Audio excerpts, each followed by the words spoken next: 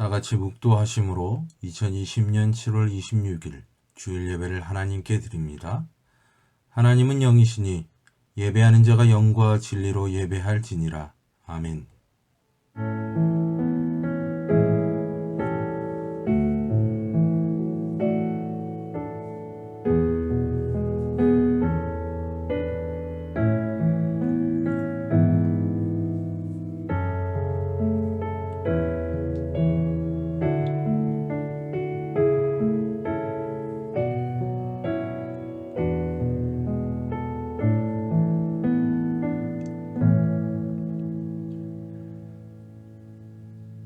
사랑의 하나님, 오늘도 우리를 예배의 자리로 불러주시니 감사를 드립니다. 우리 각자가 예배하는 장소는 다르지만 어디에 있든지 성령과 진리로 진실되게 예배함으로 살아계신 하나님을 만나는 귀하고 복된 시간이 되게 하여 주옵소서. 예수님의 이름으로 기도합니다.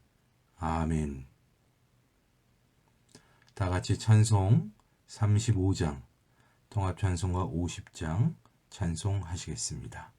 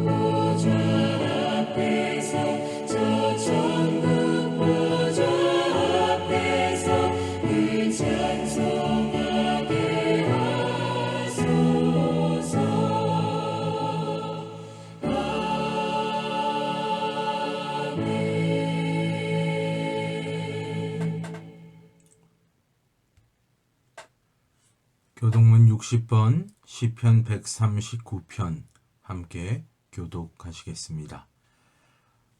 여호와여, 주께서 나를 살펴보셨으므로 나를 아시나이다. 주께서 내가 앉고 일어섬을 아시고 멀리서도 나의 생각을 밝히 아시오며 나의 모든 길과 내가 눕는 것을 살펴보셨으므로 나의 모든 행위를 익히 아시오니 여호와여, 내 혀의 말을 알지 못하시는 것이 하나도 없으시니이다. 내가 주의 영을 떠나 어디로 가며 주의 앞에서 어디로 피하리이까? 내가 하늘에 올라갈지라도 거기 계시며 스올에 내 자리를 펼지라도 거기 계시니이다. 내가 새벽 날개를 치며 바다 끝에 가서 거주할지라도 거기서도 주의 손이 나를 인도하시며 주의 오른손이 나를 붙드시리이다. 하나님이여, 나를 살피사 내 마음을 아시며 나를 시험하사 내 뜻을 아옵소서. 내게 무슨 악한 행위가 있나 보시고 나를 영원한 길로 인도하소서. 아멘. 사도신경으로 신앙을 고백합니다. 전능하사 천지를 만드신 하나님 아버지를 내가 믿사오며 그 외아들 우리 주 예수 그리스도를 믿사오니 이는 성령으로 잉태하사 동정녀 마리아에게 나시고 본디오 빌라도에게 고난을 받사 십자가에 못 박혀 죽으시고 장사한 지 사흘 만에 죽은 자 가운데서 다시 살아나시며 하늘에 오르사 전능하신 하나님 우편에 앉아 계시다가 저희로서 산 자와 죽은 자를 심판하러 오시리라. 성령을 믿사오며 거룩한 공회와 성도와 서로 교통하는 것과 죄를 사하여 주시는 것과 몸이 다시 사는 것과 영원히 사는 것을 믿사옵나이다. 아멘. 기도합니다. 우리가 마음의 뿌림을 받아 악한 양심으로부터 벗어나고 몸은 맑은 물로 씻음을 받았으니 참마음과 온전한 믿음으로 하나님께 나아가자. 사랑의 하나님, 죄인을 택하시고 의롭다 여겨주심으로 종되고 죄된 삶에서 의와 소망을 가진 자로 살아가게 하시고 죄의 나라에서 하나님의 아들의 나라로 하나님의 자녀로 살아가게 하시니 감사를 드립니다. 죄가 차고 넘치는 시대에도 무엇이 죄고 무엇이 하나님의 뜻인지 간교하고 속고 속이는 이 시대 속에서 하나님의 자녀로서 하나님의 말씀을 따라 죄된 세상을 분별하고 하나님의 자녀된 길을 우리로 하여금 걷게 하시니 또한 감사를 드립니다. 부디 넘치는 죄악들 속에서도 말씀으로 우리 자신을 지키고 우리를 집어삼키기 위한 그 죄들을 다스리며 하나님의 기쁨이 되고 하나님께서 요구하시는 그 믿음을 가지고 마지막 시대에 하나님을 진실되게 예배하며 담대하게 믿음의 길을 갈 수 있는 저희 모두가 되도록 인도하여 주옵소서. 코로나로 걱정과 염려가 일상이 된 시대에 그 걱정과 염려로 키를 한 자라도 더할 수 있느냐는 예수님의 반문에 답이 있음을 알고 먼저 그의 나라와 그의 의를 구하는 주님의 자녀들이 될 수 있도록 인도해 주옵소서. 날마다 우리의 죄를 주님 앞에 회개하며 하나님의 하나님 되심을 발견하여 그 주님 앞에 겸손하고 끈기 있게 머무르며 우리에게 주어진 인생에 주님께 드릴 온전한 영적 예배를 드리는 자들이 될 수 있도록 인도해 주옵소서. 예배의 모든 순서를 받으시고 하나님께서 말씀을 통해 다시 한번 우리의 신앙을 돌아보며 주를 향한 사랑과 믿음을 견고케 하는 복된 시간이 될 수 있도록 인도해 주옵소서. 드려진 헌금을 위하여 기도합니다. 사랑의 하나님, 주님께서 우리에게 베푸신 놀라운 구원과 사랑을 인정합니다. 그 사랑에 감사하는 마음으로 하나님께 우리의 작은 정성을 드립니다. 우리의 모든 근거가 주님께 있음을 알고 우리의 전부를 드리는 믿음으로 주님께 드립니다. 드려진 헌금이 주의 교회를 위해 현명하고 적절하게 사용될 수 있도록 인도해 주옵소서. 마치는 시간까지 주님께서 함께 하시고 영광 받아 주실 줄로 믿고 예수님의 이름으로 기도합니다. 아멘.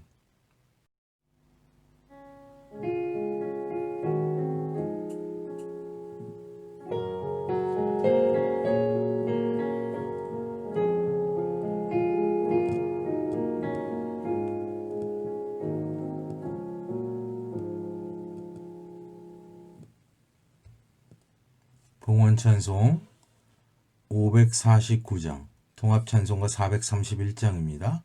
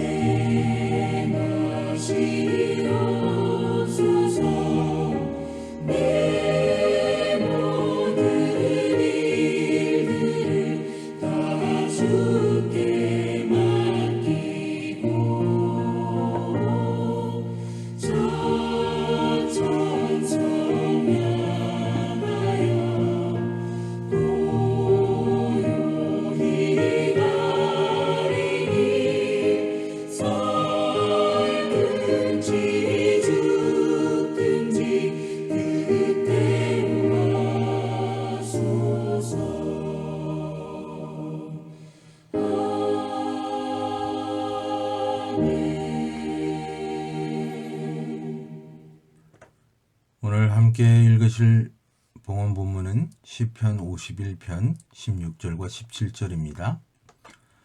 주께서는 제사를 기뻐하지 아니하시나니 그렇지 아니하면 내가 드렸을 것이라. 주는 번제를 기뻐하지 아니하시나이다. 하나님께서 구하시는 제사는 상한 심령이라. 하나님이여 상하고 통회하는 마음을 주께서 멸시하지 아니하시리이다. 아멘.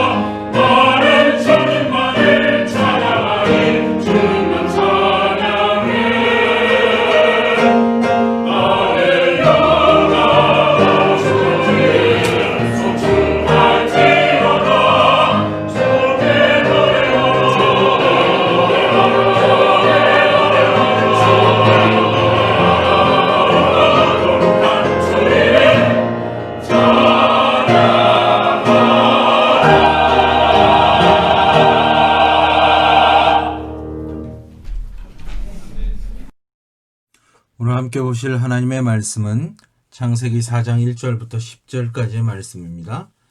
창세기 4장 1절부터 10절까지의 말씀. 찾으셨으면 봉독하겠습니다.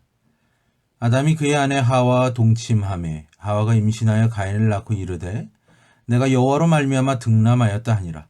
그가 또 가인의 아우 아벨을 낳았는데 아벨은 양치는 자였고 가인은 농사하는 자였더라. 세월이 지난 후에 가인은 땅의 소산으로 제물을 삼아 여호와께 드렸고 아벨은 자기도 양의 첫 새끼와 그 기름으로 드렸더니 여호와께서 아벨과 그의 제물은 받으셨으나 가인과 그의 제물은 받지 아니하신지라. 가인이 몹시 분하여 안색이 변하니 여호와께서 가인에게 이르시되 내가 분하여 함은 어찌 됨이며 안색이 변함은 어찌 됨이냐. 내가 선을 행하면 어찌 낯을 들지 못하겠느냐. 선을 행하지 아니하면 죄가 문 앞에 엎드려 있느니라. 죄가 너를 원하나 너는 죄를 다스릴지니라.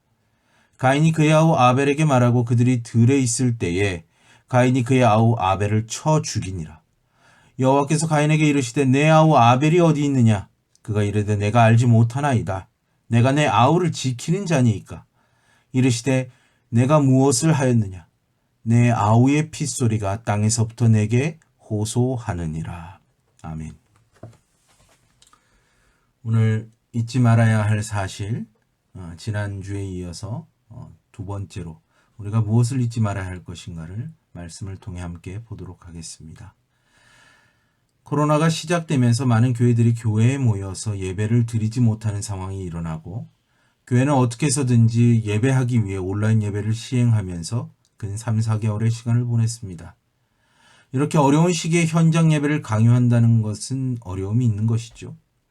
그래서 저희 교회를 포함하여 이 시기에 모일 수 없는 대다수의 교회들이 제한적 모임을 시행하든 온라인 예배를 병행하든 예배를 드리고 있습니다. 역사적으로 교회는 재난과 고난 혹은 전쟁의 상황 속에서 모이는 예배보다는 하나님 앞에서 철저한 개인이 되어 하나님께 성령과 진리로 자신이 있는 자리에서 온전한 예배를 드려왔습니다.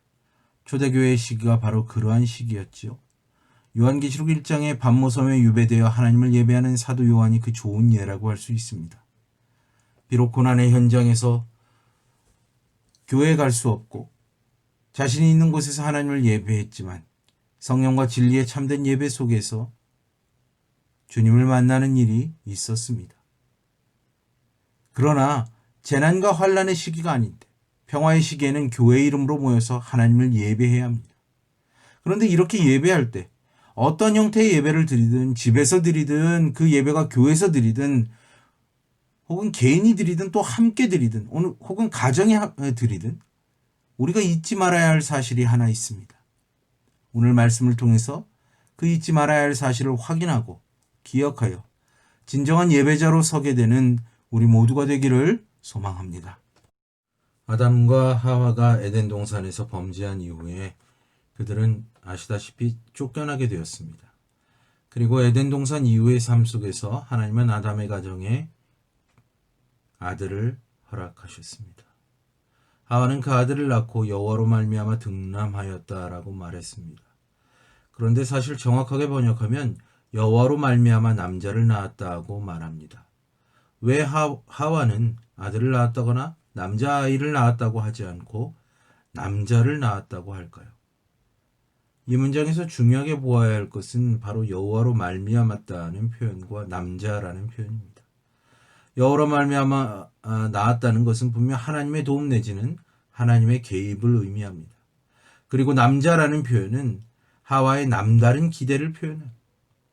창세기 3장에서 뱀의 꼬임에 넘어간 하와와 아담이 하나님의 낯을 피하여 숨고 하나님은 뱀을 저주하시면서 내가 너로 여자와 원수가 되게 하고 내 후손도 여자의 후손과 원수가 되게 하리니 여자의 후손은 너의 머리를 상하게 할 것이요 너는 그의 발꿈치를 상하게 할 것이니라고 말씀하셨습니다. 하와는 가인을 낳음으로 뱀의 머리를 상하게 하며 인류를 구원할 자가 자신을 통해서 세상에 나오게 되었다고 생각한 것입니다.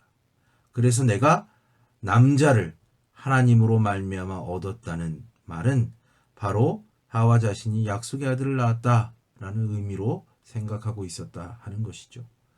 가인을 낳은 하와에게서 자신의 능력과 기쁨, 창조적인 힘을 자랑하는 듯한 느낌을 받습니다. 얼마나 그 자신감과 기대가 대단했겠습니까? 세상 모든 부모들이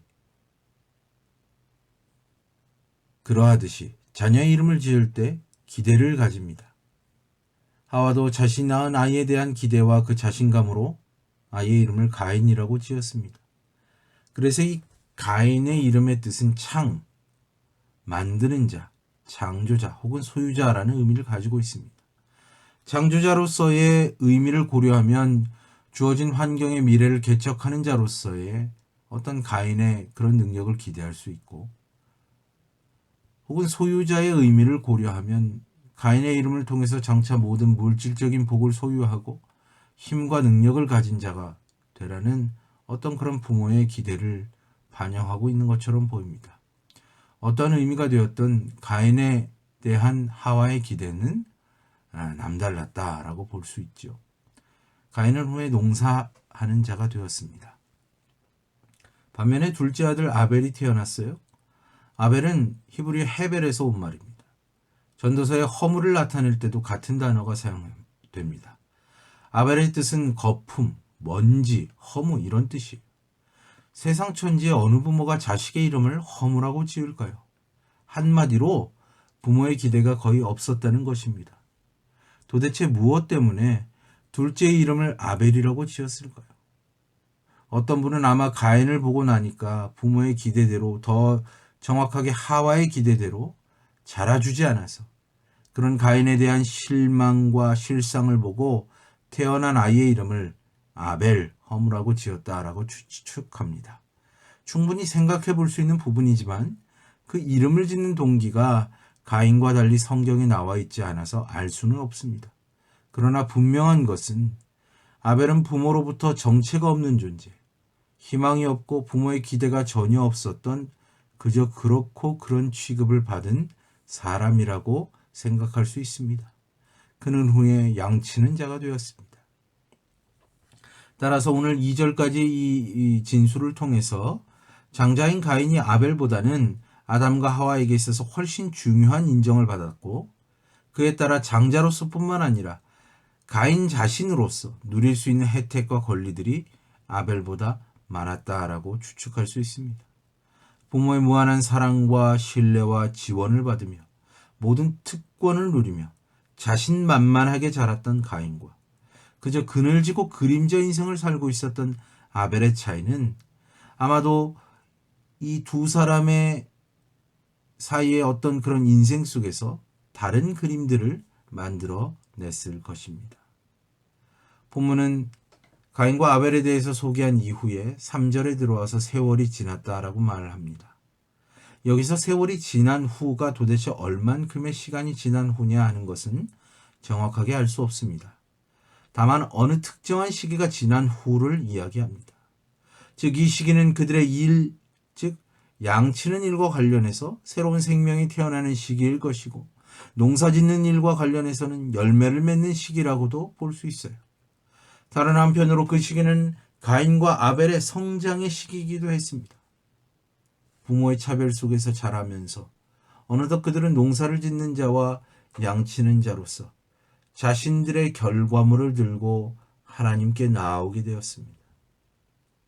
그런데 문제가 생겼습니다.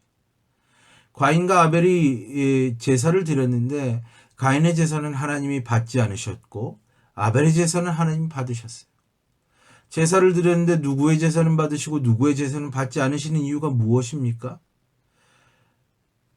이 창세기 4장을 해석하는 해석사를 보면 나름 고민한 흔적들의 다양한 어떤 주석학적인 견해들을 볼 수 있습니다. 그러나 이런 다양한 견해보다도 먼저 성경 속에서 특별히 오늘 본문을 중심으로 그리고 신약에서의 오늘 본문을 인용하고 있는 부분들이 무엇이라고 말하는지를 살펴보는 것을 통해서 어떤 성경적이고 신학적인 이해를 해야 하는 것이 맞습니다. 오늘 본문을 보시면 3절에 가인은 농사짓는 농부로서 자신의 곡식의 열매를 하나님께 제사의 제물로 바쳤다고 말합니다. 성경은 그 제물의 질이 떨어진다 혹은 최상의 제물이다 하는 어떤 제물의 급에 대한 정보를 주고 있지는 않습니다. 그래서 가인이 드리는 제물이 나쁜 제물이라는 인식은 가인의 제물만 놓고 본다면 적절하지 않은 이해예요. 다만 아벨이 드린 제물을 기술할 때 조금 다르게 양의 첫 새끼와 그 기름으로 드렸다고 말합니다. 굳이 아벨과 가인의 제물을 비교했을 때는 아벨의 제물이 돋보여 보일 뿐이지 가인의 제물이 질 떨어지는 제물이라고 볼 근거는 없다는 것입니다. 그러므로 제물만 놓고 본다면 창세기 4장에서 제물 때문에 하나님이 제사를 받으셨다 혹은 받지 않으셨다라고 말하는 것에는 문제가 있습니다. 이와 아울러서 지성이면 감천이다 라고 생각해서 아벨이 하나님께 드리는 제물에 더 각별하게 신경을 썼다 하는 것이 하나님이 제사를 받으시는 기준이었다 라고도 볼 수 없습니다. 그렇다면 무엇이 하나님이 받으시는 제사와 받지 않으시는 제사의 차이를 만든 것입니까? 오늘 4절 말씀을 눈여겨보시기 바랍니다. 성경은 하나님이 가인의 제사를 받지 않으셨다고 기록하지 않고 가인과 그의 제사를 받지 않으셨다고 말씀합니다. 반면 아벨과 그의 제사를 받으셨다고 말합니다. 하나님은 제물만 받거나 또는 받지 않으신 것이 아니라 그들의 제물을 언급하기에 앞서서 가인이라는 사람, 아벨이라는 사람의 이름을 언급하고 계시는 것입니다. 무엇 때문에 그렇습니까? 하나님이 가인과 그의 재물을 받지 않으셨다, 혹은 아벨과 그의 재물을 받으셨다고 할 때 이 받는다는 동사는 연락하다, 쳐다보다, 어떤 세심하게 보다, 호의를 가지고 보다, 좋게 여기다, 뭐 이런 의미들이 있습니다. 근데 하나님께서 아벨과 아벨의 재물을 세심하게 보시고 받으셨습니다. 이것은 누가 무엇을 어떤 태도와 자세로 여호와께 제사 드렸느냐 하는 문제보다 누가 일상에서 여호와께 어떤 자세로 자신의 삶을 드렸는가가 중요한 문제라고 할 수 있는 거예요. 즉 매일의 삶 속에서 하나님의 주권이 인정되고 있는가, 하나님을 향한 경외와 신앙이 있는가가 관건이라는 것입니다. 그래서 하나님께 제물이 드려졌다고 할 때 반드시 제물은 그 드려진 자와 밀접한 관련을 가질 수밖에 없는 거예요. 사람에 의해서 드려지지 않고서는 결코 제물이 홀로 드려질 수 없는 법입니다. 그러나 한 가지 분명한 것은 하나님 앞에서 드려진 것에는 드려지는 자의 마음이 담겨 있기 마련이죠. 그런 점에서 가인은 그가 누려온 삶 속에, 그가 받아온 혜택 속에 하나님을 그저 그렇게 생각했을 가능성이 많습니다. 하나님께 질 떨어지는 제물을 드린 것은 아니지만 하나님을 향해서 그저 그런 마음으로 괜찮아 보이는 적당한 것을 골라 하나님께 드린 걸 수도 있다는 것입니다. 가인의 평소 생활에 과연 하나님을 경외하는 마음과 그분에 대한 사랑이 있었는가를 생각해 보아야 합니다. 독일의 신학자 헬무트 틸리케가 가인의 믿음을 이렇게 표현했습니다. 어쩌면 가인은 자신의 피리를 불면 하나님이 당연히 춤을 추시는 분 정도로 믿었다. 그는 하나님을 위해 지어진 존재가 아니라 하나님께서 자신을 위해 모든 헌신을 아끼지 않는 자신의 어머니와 같은 존재쯤으로 그렇게 하나님을 생각했다는 것입니다. 자신이 무엇을 드려도 어떻게 살아도 하나님은 그저 좋을 것이라고 생각했고, 하나님은 그저 자신의 행동에 박수를 치시고 춤을 추시는 분으로 생각했다는 거예요. 이렇게 해도 저렇게 해도 드리면 되는 거지. 하나님이 안 받으면 어쩔 거야. 받든지 말든지 내 마음대로 내가 하고 싶은 대로 하자 하는 그런 마음이 가인 안에 있었다라는 것이에요. 그에게 제사는 그저 형식이요, 대충 드리고 마는 그런 것 이상도 이하도 아니었던 것입니다. 오늘 본문에 등장하는 가인의 일련의 반응들을 통해서 가인이 하나님을 어떻게 인식하고 있었는가를 알 수 있습니다. 먼저 그는 자신의 제사가 받아들여지지 않자 하나님과 아벨에 대해서 분노했어요. 그렇죠? 여기 안색이 변했다는 말은 얼굴이 떨어지다라는 말이에요. 가인이 그동안 살아왔던 이력과 다르게 자존심이 상했다는 말입니다. 고귀한 체면을 구겼다라는 겁니다. 그래서 고개를 떨구고 있다는 것입니다. 하나님 앞에 죄를 범하고 자신의 형편없는 제사를 돌아보지 못하고 곧장 고개를 떨구는 이유가 자신의 체면이 구겨졌기 때문인 거예요. 가인은 아마도 하나님에 대하여는 자신이 부는 피리에 장단을 맞추며 춤을 추시지 않아 분노했고, 아벨에게는 평상시 자신이 별로 신경 쓰지 않았고 별 볼 일 없는 존재로 취급했으나 그의 제사가 받아들여짐으로 인해서 생기는 체면 구김에 대한 분노였을 것입니다. 아마 가인은 아벨이 단 한 번도 자신을 능가할 것이라고는 생각해 본 적이 없었을 거예요. 그는 교만함에 취해 살았던 인물이었습니다. 그의 마음은 완악했고 강팍했습니다. 하나님이 그 중심에서 떠나신 지 오래되었을 것입니다. 교만함으로 하나님을 경외하지 않는 자에게 사람에 대한 존중이 있을 리가 없습니다. 다음으로 오늘 본문 9절 말씀에서 가인이 믿음 없는 자임을 다시 한번 우리가 확인할 수 있는데요. 하나님은 가인에게 동생의 행방을 물어보셨어요. 가인은 대답하기를 분명히 알지 못한다고, 내가 내 아우를 지키는 자냐고 대답합니다. 과연 하나님이 가인 자신이 아벨을 죽인 사실을 모르셔서 가인에게 질문하셨을까요? 가인 역시 하나님이 궁금하시니까 물어보겠지 하는 차원에서 질문했다고 생각했을까요? 가인은 하나님이 아심에도 불구하고 자신에게 물어보신다는 사실을 알고 있었어요. 그래서 하나님에게 반발하는 마음을 담아서 강하게 부정하는 것입니다. 일이 그쯤 되어 하나님이 물어보셨으면 하나님의 지음을 받은 자라는 인식 속에서 하나님 앞에서 자신의 죄를 돌아보고 은혜를 구하는 것이 정당한 것이지만, 교만함으로 하나님을 잃어버린 가인에게는 하나님도 자신의 동생 아벨도 없었습니다. 신약성경 요한일서 3장 12절은 이러한 가인의 모습을 다음과 같이 요약합니다. 가인같이 하지 말라. 그는 악한 자에게 속하여 그 아우를 죽였으니 어떤 이유로 죽였느냐? 자기의 행위는 악하고 그의 아우의 행위는 의로움이라. 하나님은 안중에도 없는 자기중심적인 가인과 그의 제사 속에서 하나님을 향한 믿음과 진실된 존경은 사라진 지 오래라는 것입니다.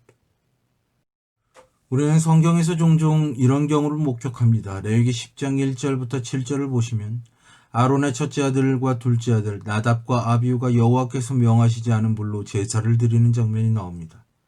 그들은 제사장들로서 번제단에서 취한 불을 향로에 담아서 여러 가지 혼합된 향로에 넣어서 하나님께 분향해야만 했습니다. 그런데 이들은 하나님이 명하시지 않은 다른 불을 드렸습니다. 그리고 그 불이 여호와 앞에서 나와 그들을 죽였습니다. 물론 그 다른 불이 무엇인가에 대해서 성경에 기록되어 있지는 않지만 그 불이 다른 불이라는 것보다 하나님이 명하시지 않은 불이라는 사실이 중요합니다. 이 일은 표면적으로 하나님이 명하시지 않은 다른 불을 드림으로 문제가 되었지만 그것은 그들이 일상에서 하나님의 말씀이 그들에게 실종되었다는 것, 그들이 하나님에 대한 믿음과 순종이 없었다는 것을 단적으로 드러내주는 일이라고 하겠습니다. 제사를 맡은 제사장이 하나님 앞에서 단순히 착각하여 다른 불을 드렸다고 핑계할 수 없는 것입니다. 하나님의 말씀과 그분의 규례가 나답과 아비후에게는 고려 대상이 아니었던 것이죠.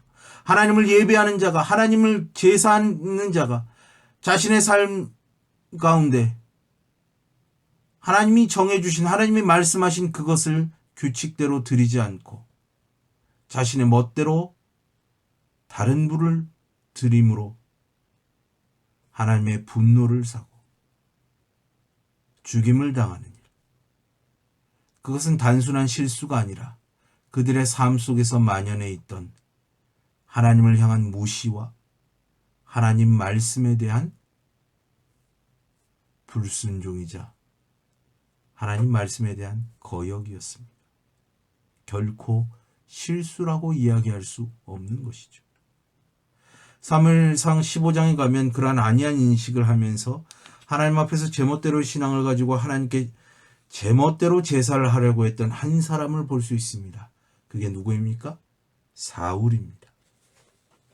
하나님이 아말렉의 모든 것을 진멸할 것을 명령하셨습니다. 모든 소유를 남기지 말라고 하셨어요. 심지어는 젖 먹는 아이도 예외가 아니라고 말씀하셨습니다.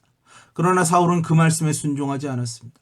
전쟁에 이기고 그 왕 아각과 그의 양과 소의 가장 좋고 기름진 것과 어린 양과 모든 좋은 것을 남겼습니다. 하나님은 분명히 그것이 좋건 나쁘건 모두 진멸하라고 하셨는데 자신이 판단하기에 좋은 것은 남긴 것입니다. 왜요? 좋아 보였으니까요. 그런데 그런 마음 이전에 사울의 마음에 하나님이 계시지 않았던 거예요. 하나님의 말씀이 더 이상 사울의 판단에 고려 대상이 아니었던 것입니다. 하나님의 목소리가 그냥 지나가는 소리쯤으로 들은 것이에요. 하나님이 사무엘에게 말씀하셨습니다. 내가 사울을 왕으로 세운 것을 후회한다. 그리고 사무엘이 전쟁터를 방문했어요. 사울이 하나님 말씀에 순종하지 않았다는 사실을 확인합니다. 근데 사울이 뭐라고 말합니까? 백성이 당신의 하나님 여호와께 제사하려 하여 양들과 소들 중에서 가장 좋은 것을 남겼습니다. 백성 탓을 합니다. 사무엘의 추궁에 계속해서 백성 탓을 합니다. 사울은 잊지 말아야 할 사실을 잊어버리고 있었어요. 그 사실을 사무엘을 통해서 하나님이 말씀하십니다. 사무엘상 15장 22절에서 23절입니다. 사무엘이 이르되 여호와께서 번제와 다른 제사를 그의 목소리를 청종하는 것을 좋아하신 같이 좋아하시겠나이까? 순종이 제사보다 낫고 듣는 것이 수량의 기름보다 나으니 이는 거역하는 것은 점치는 죄와 같고 완고한 것은 사신 우상에게 절하는 죄와 같음이라. 왕이 여호와의 말씀을 버렸으므로 여호와께서도 왕을 버려 왕이 되지 못하게 하셨나이다. 사랑하는 성도 여러분, 오늘날의 시대 많은 사람들이 하나님을 재물 정도에 반응하시는 분으로, 많이 드리고 좋은 것을 드리면 웃고 춤추실 분 정도로 생각합니다. 무언가를 화려하고 좋은 것으로 드리면 그저 좋아하시겠지, 그리고 우리에게 복을 주시겠지 정도로 생각하면서 자신들 멋대로 예배합니다. 혹은 한 번의 예배로 신앙인이요 하나님을 믿는 자로 할 일을 다 했다는 정도로 끝을 맺습니다. 그러나 그것은 예배에 실패한 거예요. 그런 예배는 나답과 아비후든 사울이든 가인이 드린 제사와 다를 바 없는 것입니다.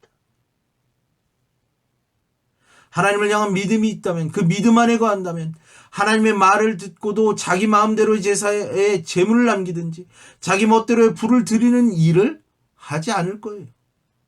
그들은 하나님을 믿는다고 하면서 멋대로 예배드림으로 하나님을 보이지 않는 존재라고 무시하고 있는 것입니다. 하나님의 말씀에 대한 어떤 주의함이나 집중이 없습니다. 이것은 실수였어.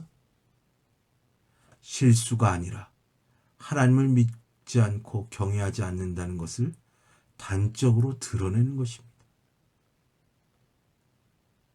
디트리시 보네퍼가 그의 책 나를 따르라 에서 믿음과 순종의 관계에 대해서 이렇게 말합니다. 오직 믿는 자만이 순종하고 순종하는 자만이 믿는다. 믿음과 순종은 불가분의 관계에 있습니다. 믿음은 순종 속에서 존재하는 거예요. 그리고 그 말씀에 순종하는 자가, 참되게 믿는 자가 하나님 앞에 참된 예배를 드릴 수 있는 것이죠. 반면 아벨은 자신의 양의 첫 새끼를 드렸습니다. 그것도 가장 기름진 부분을 하나님께 드렸습니다. 이러한 것을 통하여 아벨의 하나님을 향한 신앙을 가늠할 수 있습니다. 그는 비록 부모에게 아무런 기대를 받지 못하고 그저 허무한 사람이었지만 그는 자신의 그런 연약함을 하나님을 경외하는 믿음으로 승화시킨 사람이라고 할 수 있습니다. 신약 성경 히브리서는 아벨의 제사에 대해서 다음과 같이 평가합니다. 믿음으로 아벨은 가인보다 더 나은 제사를 하나님께 드림으로 의로운 자라 하시는 증거를 얻었으니 하나님이 그 예물에 대하여 증언하심이라. 그가 죽었으나 그 믿음으로써 지금도 말하느니라. 분명히 히브리서 기자는 아벨의 제사가 믿음으로 드려진 제사라는 점을 강조하고 있습니다. 즉 아벨이 하나님께 드린 것은 그의 제물이 아니라 믿음이라는 것이죠. 이것은 단순히 제사할 때에만 제물을 하나님께 드리는 것이 아니라 아벨의 모든 삶을 포함해서 하나님 앞에서의 경외와 경건과 그분을 의지함과 그 모든 것을 포함하여 드리는 것입니다. 하나님은 믿음으로 제사를 드리는 사람의 동기나 영적인 상태를 먼저 보세요. 하나님이 주목하신 것은 그의 제물이 아니었습니다. 그 제물을 드리는 자의 믿음이었습니다. 그리고 그의 믿음을 의롭다고 인정해 주셨습니다. 그렇다면 이 믿음은 어떤 믿음입니까? 아벨의 열심에 의해서 생긴 믿음입니까? 정말 양을 정성스럽게 준비해서 하나님께 드리는 어떤 그런 행위에 의해서 생겨난 믿음입니까? 에베소 2장 8절에서 9절은 믿음에 대해서 다음과 같이 증거합니다. 너희는 그 은혜에 의하여 믿음으로 말미암아 구원을 받았으니 이것은 너희에게서 난 것이 아니요 하나님의 선물이라. 행위에서 난 것이 아니니 이는 누구든지 자랑하지 못하게 함이라. 아멘.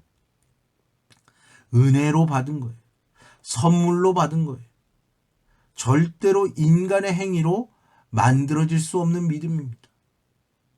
아벨은 자신의 태생적 무력함과 무시 속에서 하나님으로부터 선물로 온 믿음에 견고하고 겸손하게 머무르며 하나님 안에서 믿음 가운데 자신의 상황을 극복했어요. 부모로부터 받은 이름이 허무이고 거품이고 먼지뿐인 아벨이었지만 그는 하나님의 은혜로 비로소 그 삶이 의미 있음을 깨닫게 되었다는 거예요. 하나님이 허락하시는 믿음 가운데 거하는 자들은 그러한 동일한 은혜를 경험하며 살아갑니다. 다윗은 인생에 대해서 말하기를 그 인생이 먼지와 같고 들의 꽃과 같이 한철 살다 지나가는 존재이지만 여호와를 경외하는 자에게는 그 하나님의 인자심이 영원부터 영원에 이른다고 고백하고 있지 않습니까? 사도 바울도 인생을 질그릇이라고 표현하지만 그 질그릇 같은 인생에 보배가 담겨 있으면 그 그릇은 질그릇이 아니라 보배를 담은 그릇이라고 말씀합니다. 비로소 의미 있는 존재가 된다는 거예요.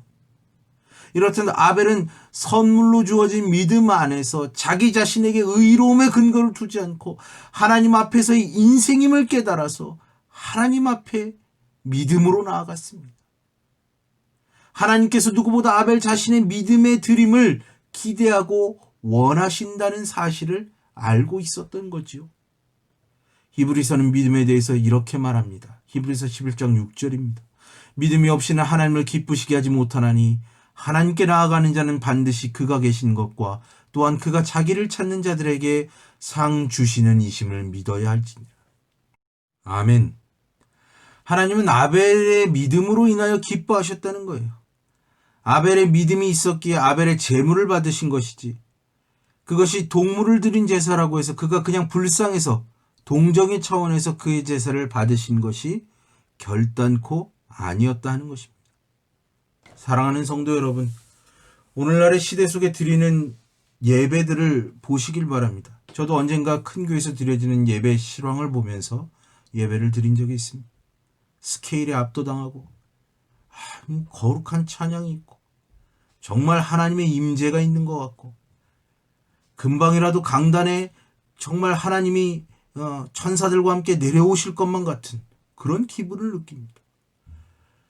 그 환상적이고 거룩하고 그 어떤 예배의식 자체에 어떤 우리의 어떤 그 죄된 영혼이 정화되는 그런 듯한 느낌을 느끼고 거기서 깨고 나면 어떻습니까? 아무것도 없습니다. 겉만 화려하고 보기에 좋다고 다 예배가 아닙니다. 그렇다고 우리가 예배를 의도적으로 초라하게 드리거나 아무렇게 대충대충 드려서도 안 됩니다. 우리는 한 번의 예배를 위해서 한 주의 삶을 하나님 말씀 가운데 하나님의 그 일하심을 바라보면서 믿음 가운데 거하도록 해야 합니다. 정말 우리의 삶을 잘 준비해야 합니다. 그리고 그 예배 속에 우리의 삶의 고백을, 우리 인생의 연약함을, 예수 그리스도의 구원의 소망과 기쁨을 우리 인생과 함께 드려야 하는 것이죠. 인생에 선한 소망이 없다는 것을 알고 하나님의 은혜 그 십자가와 부활의 빛 아래서 죄된 인생을 내려놓고 함께 드려져야 하는 것입니다. 하나님을 예배하며 하나님을 향한 믿음 없이 여러분의 그 자리에 앉았던 적이 있습니까? 몸은 교회당에 와 있으나, 몸은 예배를 드리고 있으나 온 신경은 삶의 다른 관심에 쏟아본 적이 없지는 않았습니까? 점심에 뭘 먹지? 이번 주에 뭘 하면 좋을까? 그걸 또 잊어버릴까 봐 주보에 쓰기도 합니다. 저 목사가 설교가 왜 이렇게 길지? 그래서 듣고 싶은 말만 듣는 경우도 있습니다. 말씀이 심어지지 않는 것입니다. 하나님의 말씀이 버려지고 있는 거예요. 하나님의 말씀이 버려진다는 것은 여전히 내 삶의 주인이 나 자신이라는 반증입니다. 우리는 예수 그리스도가 아니고서는, 그 아버지의 도움이 아니고서는 절대로 안 됩니다 하는 죄인의 고백을 듣기 어려운 시대에 살고 있습니다. 여러분은 어떤 예배자이십니까? 여러분의 예배는 어떻습니까? 주님 앞에 오직 상한 심령으로 나아가는 자, 하나님 안에서 예수 그리스도의 보혈의 공로를 의지하여 나아가는 자, 자신의 우선순위와 주도권을 내려놓고 하나님의 뜻에 겸손히 따르는 자, 그런 자들의 무력한 예배를 하나님은 받으십니다. 다윗은 시편 51편 16절 17절에서 이렇게 고백합니다. 오늘 봉헌 본문인데요. 제가 즐겨 읽는 메시지 성경을 통해서 이 본문을 한번 읽어보겠습니다. 주께서는 신용만 하는 것을 기뻐하지 않으시고 완벽한 연기라도 달가워하지 않으십니다. 내 자만심이 산산이 부서진 순간 내가 하나님께 경배하기를 배웠습니다. 깨어진 마음으로 사랑할 각오가 된 사람은 잠시라도 하나님 관심 밖으로 밀려나지 않습니다. 사랑하는 여러분, 하나님 앞에서 예배는 신용이 아니에요. 거룩한 분위기와 그 어떤 제물로 그럴듯하게 포장했다고 해서 그 실체를 알지 못하시는 주님이 아니시라는 겁니다. 주님 앞에 그저 꾸밈 없이 그 상하고 조각난 심령이라도 그 주님을 사랑하며 경외하는 마음으로 나아가는 자의 예배를 기뻐하시며 또 그렇게 살아가는 자들의 믿음의 고백을 받으시는 줄 믿습니다. 결국은 믿음의 차이입니다. 하나님께서 선물로 허락하신 그 하나님을 향한 믿음, 그 믿음대로의 고백, 그 믿음의 삶의 고백을 담아 하나님께 나아가는 예배, 하나님은 그 예배를 받으십니다. 가인은 자신의 제사가 받아들여지지 않자 분노했습니다. 더욱이 아벨의 제사 때문에 자신의 제사가 받아들여지지 않았다고 생각했습니다. 그러나 아벨의 제사와는 상관없이 가인 자신의 제사에 문제가 있었습니다. 그는 자신의 제사, 자신의 삶에서 무엇이 문제인지 인식하지 못했습니다. 하나님은 그런 가인에게 강력하게 호소하셨습니다. 가인아, 네가 어찌하여 화를 내느냐? 네가 어찌하여 언짢아하느냐? 네가 잘했다면 내가 받지 않았겠느냐? 안색이 변함이 어찌냐? 하나님은 그 상황으로부터 돌이킬 수 있는 기회를 허락하셨습니다. 가인으로 하여금 그 제사의 실패를 만회할 기회를 주셨다는 거예요. 그래서 이렇게 권면하셨습니다. 7절 하반절입니다.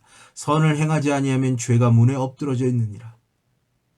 죄가 너를 원하나 너는 죄를 다스릴지니라.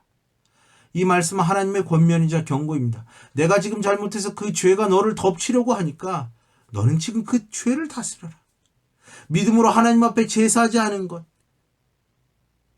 그리고 그 제사가 받아들여지지 않았다고 하나님 앞에서 분노하는 죄, 그 교만과 그 아나무인의 신앙을 하나님 앞에서 거두라는 것입니다. 만약 거두지 않으면 죄가 가인을 사모하여 가인을 덮치는 것입니다. 얼마나 무섭습니까? 죄는 그런 것입니다. 우리의 문 앞에서 우리를 사모하여 우리를 기다리는 그런 것입니다. 그러나 가인에게는 죄를 다스릴 만한 실력도 믿음의 용기도 있지 않았어요. 베드로전서 5장 8절에서 9절은 이렇게 하나님의 가인을 향한 권면을 표현합니다. 근신하라, 깨어라. 너희 대적 마귀가 우는 사자같이 두루다니며 삼킬 자를 찾나니 너희의 믿음을 굳건하게 하여 그를 대적하라. 그러나 죄의 물살을 탄 가인은 돌이키지 않았습니다. 그는 들로 자신의 동생 아벨을 불러내어 돌을 쳐 들어서 죽이고 말았습니다. 죄 가운데 가인은 아벨을 멀리 불러내어 동생과 만나는 장소를 살해의 장소로 바꿨어요. 죄로 인해 하나님과의 관계도 끊어지고 동생과의 관계도 끊어지고 부모와의 관계도 깨어지어 버리고 말았습니다. 만약 하나님의 그 권면에 순종하여 하나님 앞에서 그저 자신의 부질없음과 믿음 없음을 고백하며 자신의 교만함, 분노, 죄악들을 고백하고 하나님의 자비와 용서를 구했다면 그가 서 있는 곳, 그가 동생을 불러낸 곳, 그곳은 하나님을 찬양하고 예배하는 공간이 되었을지도 모르겠습니다. 죄를 다스리지 못함으로 동생에 대한 여전한 교만함과 분노로 그는 동생을 만나는 자리, 예배를 드리는 자리를 살인의 장소로 바꾸는 거예요. 죄는 관계도 망치고 장소도 망쳐버리고 말았습니다. 사랑하는 여러분, 죄가 이렇게 무섭습니다. 하나님을 예배하는 예배자들을 무너뜨리기 위해 우리의 문 앞에서 웅크려 우리를 기다리고 있는 것이 죄입니다. 죄에게 우리 자신을 내어줄 때 하나님이 사랑을 드러내라고 허락하신 가정은 어떻게 변합니까? 우리가 머리 대신 그리스도의 몸을 이루는 공동체는 어떻게 될까요? 우리의 죄가 우리의 관계를, 우리의 가정을, 우리의 교회를 망치고 있는 것. 그래서 예배의 공동체라면, 우리 가정이 예배의 공동체가 되기를 원한다면, 우리의 관계가 그 예배의 공동체를 잘 섬겨나가기를 원한다면 우리는 필히 우리의 죄를 점검해야 합니다. 나의 자녀에게 분노한 것은 없는지, 나의 남편에게 순종한 것은 없는지, 나의 아내를 사랑하지는 않았는지, 마치 주님을 대하듯 나에게 허락하신 지체들을 그렇게 대하지 못했다면 그러한 것들을 살펴보며 주님의 자비와 주님의 용서를 구해야 하는 것이죠. 실패했다고 실패한 것으로 끝나지 않습니다. 실패했으면 반드시 돌이킬 기회를 하나님께서 우리에게 허락하시는 거예요. 다시금 상한 심령으로 주님 앞에서 깨어진 마음으로 회복을 간구해야 합니다. 그렇게 하나님 안에 붙어 있을 때 하나님은 우리에게 믿음으로 드리는 예배의 기쁨이 어떤 것인지를 알게 하실 것입니다. 말씀을 맺습니다. 우리가 어디에서 또 누구와 예배 드리든지 혹은 혼자 드리든지 가정이 함께 드리든지 중요하게 생각해 봐야 할 것이 있습니다. 우리는 지금 믿음으로 예배를 드리고 있습니까? 믿음으로 나 자신을 드리고 있습니까? 여전히 우리는 가인의 모습에 머물러 있지 않습니까? 하나님을 믿는다고 하면서도 죄 가운데, 하나님께 예배한다고 하면서도 여전히 교만과 분노 속에서 하나님의 말씀을 나의 목적과 수단에 맞추고 거짓 약속과 바꾸며 여전히 내 삶에 있어서 나 자신의 주인됨을 주장하며 예배를 그런저런 것으로 종교적 행위로 만들어버리지는 않습니까? 십자가 앞에서 우리의 가인 같은 모습이 밝히 드러나서 깨어지고 못 박히길 소망합니다. 이제는 새 언약의 중보자이신 예수 그리스도의 십자가의 비단에서 하나님의 하나님 되신 그분의 주인 되심을 인정하며 실패한 예배의 자리에서 상한 심령으로 하나님께 나아가는 우리 모두가 되기를 소망합니다.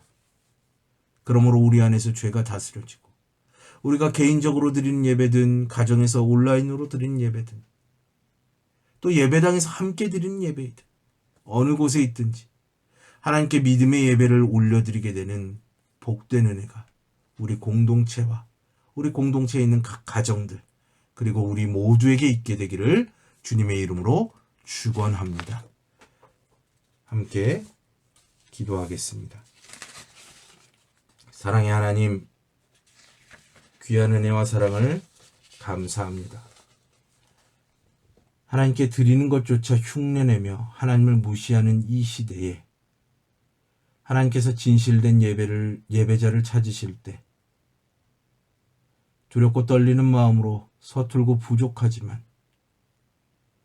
그래도 주님 안에 붙어 있으므로 우리 자신을 주님께 기꺼이 드릴 수 있는 자들이 될 수 있도록 인도해 주옵소서. 우리 인생 가운데 가인 같은 모습이 있다면 그 모습을 십자가에 못 박고 그저 연약하지만 십자가와 부활의 빛 아래 우리에게 허락하신 인생, 그 맡겨진 시간에 하나님을 예배하는 예배자로서의 삶을 신실하고 진실하게 살아갈 수 있도록 도우시고 함께해 주옵소서. 예수님의 이름으로 기도합니다. 아멘. 찬송가 369장, 통합찬송가 487, 487장입니다.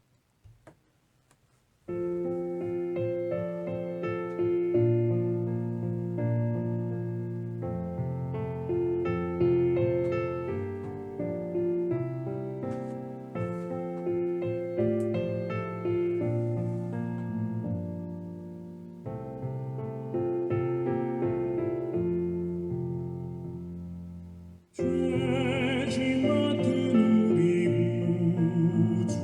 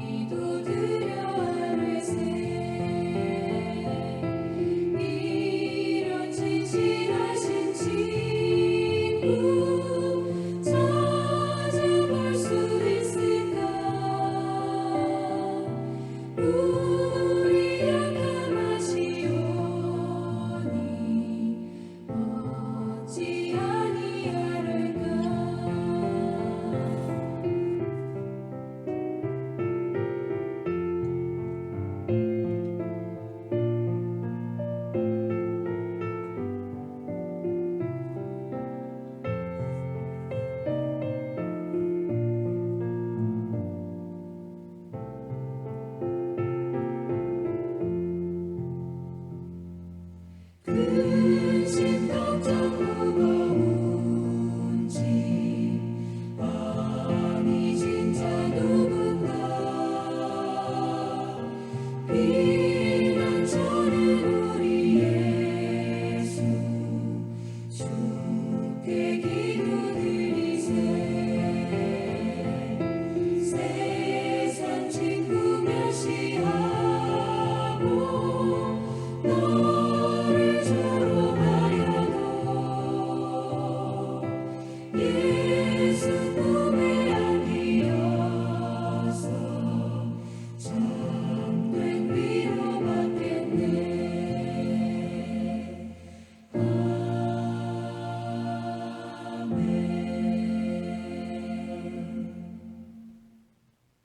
기도합니다. 사랑의 하나님, 우리로 하여금 이 코로나 시기에 다시 한번 우리의 예배를 살펴볼 수 있는 은혜를 주시니 감사를 드립니다. 주의 말씀에 주의하여 민감하게 반응하며 구원해 주신 감격 속에 예배자의 삶을 복되게 살아가는 우리 모두가 되게 하여 주옵소서. 코로나로 전 세계가 어수선합니다. 또한 세계 이곳저곳이 홍수로, 메뚜기떼로 여러 자연재해의 어려움 속에 있습니다. 이 시기에 그동안 멈출 수 없는 욕심으로 허망한 욕망을 쫓았던 인류의 모습을 돌아볼 수 있도록 인도해 주옵소서. 지금이라도 우리에게 허락하신 것들을 잘 관리하고 보존하여 함께 공존할 수 있는 지혜를 허락해 주시기를 원합니다. 코로나로 걱정과 염려가 일상이 되고 있습니다. 그러나 우리의 염려가 우리에게 답을 주지 않는다는 것을 알고 하나님의 나라와 의를 구하는 삶이 어떠한 것인지 삶 가운데 구체적으로 고민하게 하시고 실천에 옮겨볼 수 있는 용기를 허락해 주옵소서. 특별히 이 시기에 여러 경제적 어려움들이 우리 안에 있습니다. 공중의 새도들의 백합화도 먹이시고 입히시는 주님이심을 확신하며 이 시기에 믿음 가운데 굳건히 서게 하시고 주께서 의지하고 내어 맡기는 자를 살게 하신다는 것을 믿고 허락된 삶을 살아가게 하옵소서. 이 시기에 건강이 연약한 지체들이 있습니까? 주님께서 한 사람 한 사람 찾아가셔서 치료의 손길로 만져주시고 육신의 질병 속에서 하나님의 크심을 알고 다시 한번 치료자 되시는 주님을 경험하는 복된 시간이 될 수 있도록 인도해 주옵소서. 직장의 문제, 학업과 취업을 위해 기도하며 애쓰는 자들이 있습니다. 하나님께서 선한 길을 열어주시고 무엇보다 지혜와 총명함을 주시며 힘들고 어려운 시기를 잘 이겨낼 수 있는 마음의 굳건함도 허락해 주옵소서. 가정들이 믿음의 가정으로 굳건히 세워지기를 원합니다. 특별히 가정의 아버지들을 붙들어 주셔서 믿음 위에 든든히 서게 하시고 허락하신 가정을 신앙으로 잘 이끌어 나갈 수 있도록 지혜 주시고 믿음 가운데 본을 보이는 복된 아버지들이 되실 수 있도록 인도해 주옵소서. 특별히 건강을 붙들어 주옵소서. 믿음의 어머니들을 기억하시고 가정에서 맡겨진 일을 신령한 지혜로 감당할 수 있는 복된 자들이 될 수 있도록 인도하여 주옵소서. 가정에 맡기신 자녀들이 있습니다. 주님의 기대 속에 그리고 보호하심 속에 그리고 그 친밀하고 복된 사랑 속에 자라게 하시고 주님의 영광을 드러내는 귀한 주님의 자녀들이 되게 하여 주옵소서. 사춘기의 시기를 보내는 자녀들이 있습니까? 혹은 진학의 문제, 진로의 문제를 놓고 고민하는 자녀들이 있습니까? 주님께서 친히 돕는 자가 되셔서 그 모든 것을 잘 이겨내고 감당하여 성숙하고 복되어서 감히 세상이 넘볼 수 없는 하나님의 존귀한 사람들로 서 나가도록 인도하시고 함께해 주옵소서. 정말 주님 안에서 말씀 위에 굳건히 선 아름답고 건강한 믿음의 가정들로 세워지도록 인도하여 주옵소서. 한국교회를 기억해 주시옵소서. 물신을 섬기며 욕심대로 사역을 쫓는 시대에 휩쓸려 하나님의 말씀을 버리고 성령과 진리로 드리는 예배를 버리고 빛을 내고 소금에 맛을 내는 역할을 잃어버렸습니다.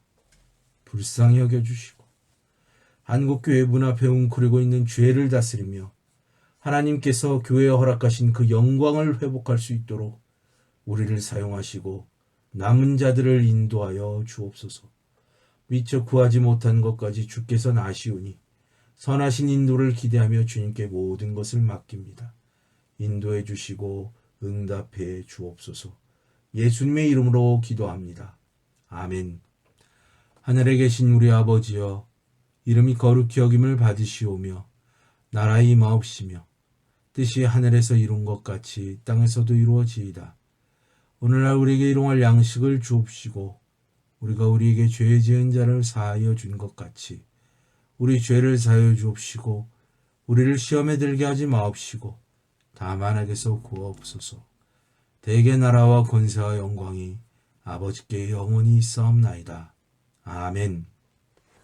지금은 우리 주 예수 그리스도의 은혜와 하나님 아버지의 사랑하심과 성령 하나님의 감화감동 교통 위로하심의 은혜가 오늘 주어진 인생의 시간 동안 진실된 믿음의 예배자가 되기를 소망하여 영과 진리로 삶 가운데 하나님을 예배하기를 원하는 이 시간 이 자리에 머리 숙인 모든 주의 백성들 위해 이제로부터 영원토록 항상 함께 있을지어다. 아멘.